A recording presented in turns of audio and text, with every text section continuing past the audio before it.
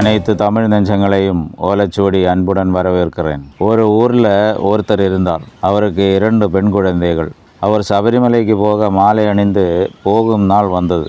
அவர் கெட்டுக்கட்டுற இடத்திற்கு கிளம்பு போகிறார். அவரை சபரிமலை பிரயாணத்திற்கு அனுப்பி வைக்க உற்றார் உறவினர்கள் குறை பேர் வந்திருந்தார். பெரும்பாலும் பெண்களாகத்தான் இருந்தாங்க.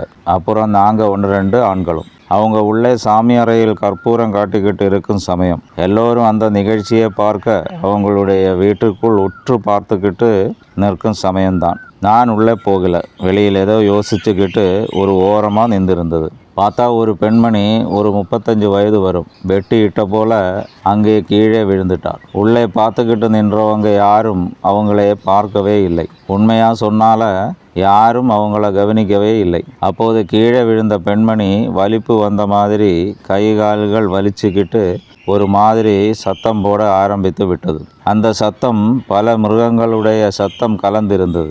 என்னன்னு கேட்டால் அந்த அம்மாவுக்கு சாமி வந்ததாம். எனக்கு உள்ளுக்குள் சிரிப்பு வந்தது. ஆனால் வெளியில் காட்டாமல் முறுக்கி பிடித்து நின்றுட்டான். அந்த அம்மா நான் தான் சாமி என்று நிரூபிக்க பலவித சத்தங்களும் பலவித சேஷ்டைகளும் காட்டிக்கிட்டு தான் இருந்தாங்க. நம்ம ஊரில் இதெல்லாம் ஒரு பழக்கம்.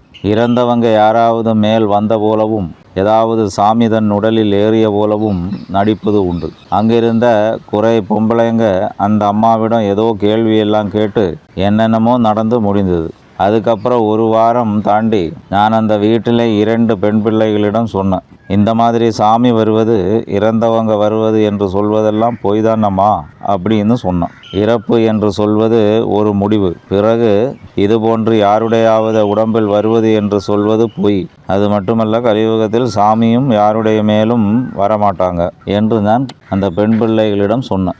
அந்த பெண் பிள்ளைகளுக்கு ஒருவருக்கு 20 வயதும் இன்னொருவருக்கு 22 வயதும் இருந்தாங்க. அதனால தான் நான் இந்த விஷயத்தை அவங்களுக்கு புரியும் என்று நினைத்து எடுத்து சொன்னதே. ஆனால் அவர்கள் இருவரும் சொன்ன வார்த்தை என்னவென்றால், அப்படி கிடையாது, அதெல்லாம் உண்மைதான். அன்றைக்கு எங்கள் சித்தி மேலே தான் சாமி வந்தது. எங்கள் பாட்டி கூட எங்கள் சித்தி மேல் வருவா என்றாங்க. அத்தனைக்கும் அந்த பெண் பிள்ளைகள் இருவரும் மருத்துவத்துறையில் படிக்கிறாங்க. அதுவும் பிரபலமான ஒரு மருத்துவக் கல்லூரியில். இந்த காலத்திலும் இப்படியெல்லாம் உண்டு. இன்னும் பல ஊரிலெல்லாம் இப்படி தான் மனிதர்கள் வாழ்ந்துட்டு இருக்கிறாங்க.